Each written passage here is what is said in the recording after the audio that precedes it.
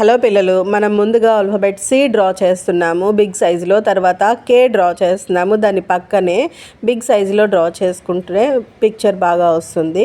దాన్ని సిని కేని నేను జాయిన్ చేసేస్తున్నాను. కర్వ్డ్ లైన్ తోటి ఫిన్స్ డ్రా చేస్తున్నాను 2 సైడ్స్. నెక్స్ట్ మౌత్ కర్వ్డ్ లైన్తో డ్రా చేశాను.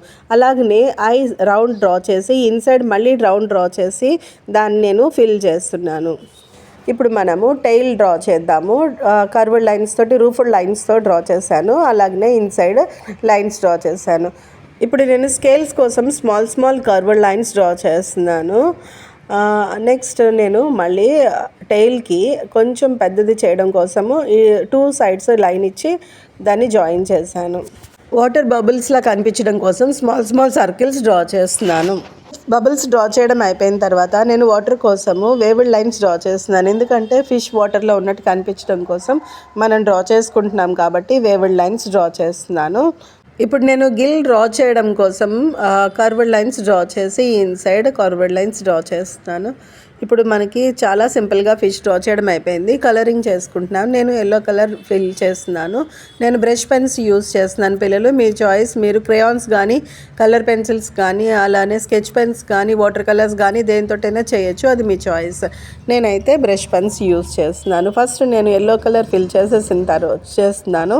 కలర్ బయటికి రాకుండా ఫిల్ చేసుకోండి. అలాగే ప్యాచ్డ్ లైన్స్ కనిపించకుండా ఫిల్ చేసుకోండి. ఒకటే డైరెక్షన్లోని ఫిల్ చేయండి. నేను ఫిష్ బాడీ పార్ట్కి మాత్రమే ఎల్లో కలర్ వేస్తున్నాను. కంప్లీట్ అయిపోతుంది ఎల్లో కలర్ వేయడము. ఇప్పుడు నెక్స్ట్ నేను మిగిలిన ఫిన్స్కి టైల్కి అన్నింటికి ఆరెంజ్ కలర్ వేస్తున్నాను. గిల్స్కి అన్నింటికి ఆరెంజ్ కలర్ వేస్తున్నాను. పిల్లలు కలర్ బయటికి రాకుండా ఇన్సైడ్ మాత్రమే ఫిల్ చేయండి. 1 డైరెక్షన్లోనే కలర్ ఫిల్ చేయండి. చూసారు కదా, మనకి చాలా సింపుల్గా ఆల్ఫాబెట్ సి అండ్ కే తోటి చాలా ఈజీగా పిక్చర్ వేయడం వచ్చింది కదా. ఆల్ఫాబెట్స్ వచ్చిన ఏ పిల్లలైనా ఈజీగా ఈ పిక్చర్ అయితే చేసేయగలుగుతారు. ఏ ఏజ్ పిల్లలైనా ఆల్ఫాబెట్స్ వస్తే చాలు, ఏ ఏజ్ పిల్లలైనా ఈజీగా వేయగలుగుతారు. పిల్లలు, నేను ఇలాంటి పిక్చర్స్ మరిన్ని చాలా ఆల్ఫాబెట్స్ తోటి, నంబర్స్ తోటి, షేప్స్ తోటి చాలా పిక్చర్స్ చెప్తాను. మీరు నా ఛానల్ని సబ్స్క్రైబ్ చేసుకోండి. అలాగనే మీ ఫ్రెండ్స్కి షేర్ చేయండి. మీకు నచ్చినట్లయితే లైక్ చేయండి.